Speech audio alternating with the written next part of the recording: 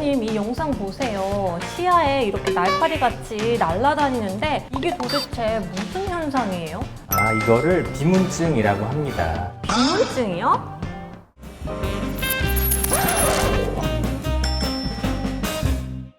네, 비문증은 눈앞에 거미줄, 날파리, 검은 점, 머리카락 같은 게 나의 시야를 이렇게 가려 보이는 증상을 비문증이라고 이야기를 합니다. 주로 40대 전후에 생기는 경우가 많고요. 근시가 심한 분들의 경우는 20대 전후에 시작되기도 합니다. 아니 그렇다면 아까 영상에서 보였던 증상이 대표적인 증상인가요, 선생님? 네, 그렇습니다. 눈앞을 가리는 그런 부유물들이 보이게 되고요. 쳐다보는 시선에 따라 이렇게 왔다 갔다 하면서 어쩐 날은 또 뭐 2개, 3개 보였다가 어느 날은 또 안 보이기도 하고 증상도 왔다 갔다 하고 그런 경우가 많습니다. 제가 알기로는 황반변성도 어떻게 보면 좀 시야에 문제가 생기는 질환으로 알고 있는데 이 황반변성하고 어떤 차이가 있는지도 좀 궁금해요.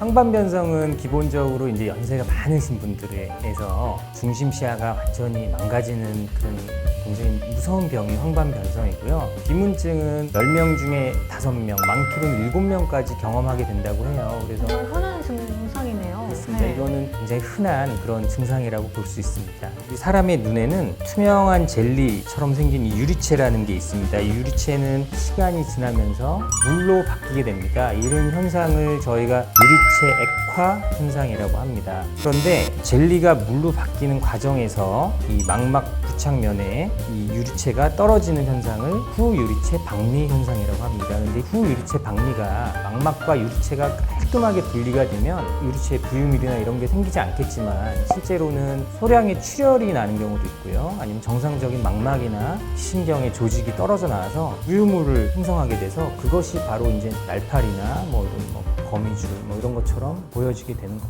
무슨 그런 악화 요인 같은 게 있을까요?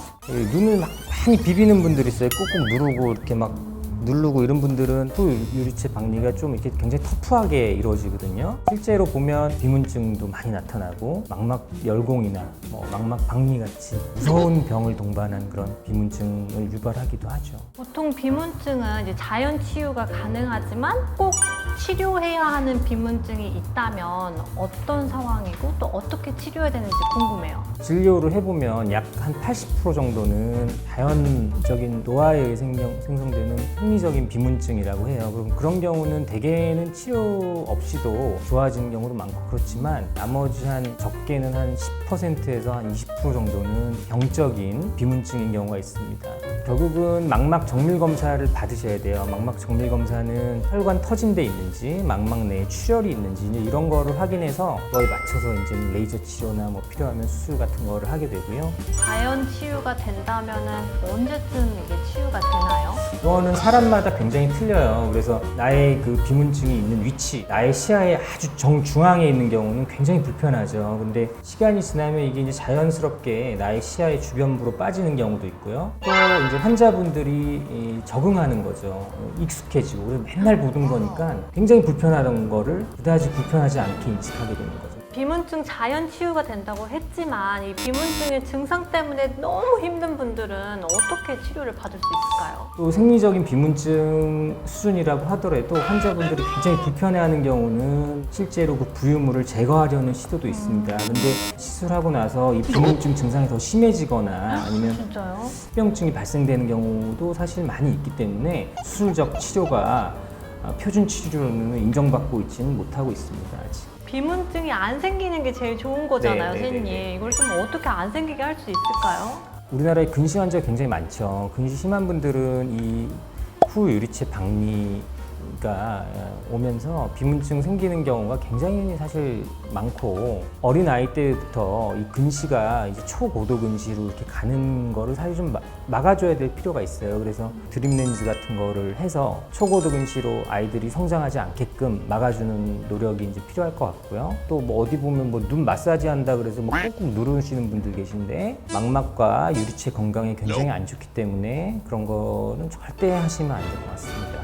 그러면 이 비문증 때문에 조금 걱정을 하시는 분들께 선생님께서 좀 위로 아니면 조언의 한 말씀 해주시면 좋을 것 같아요. 네, 이제 비문증은 이 특별히 병적인 병변을 동반하지 않은 경우는 문제가 되는 경우가 없기 때문에 의도적으로 무시해야지, 이거를 내가 계속 여기에 이제 매달려가지고 계속 신경 쓰고 이러면 자기만 손해고 스트레스만 쌓일 뿐이지, 내가 무시하고 기다리다 보면 이게 어느 순간에는 나의 시야에서 이게 비문증 부유물이 이렇게 벗어나면서 어느 순간에는 편안해지시거든요. 너무 걱정하지 마시고 안과 정기 검진을 받으시면 좋을 것 같습니다. 이번 영상도 유익하셨다면 구독과 좋아요. 알람 설정 해주세요.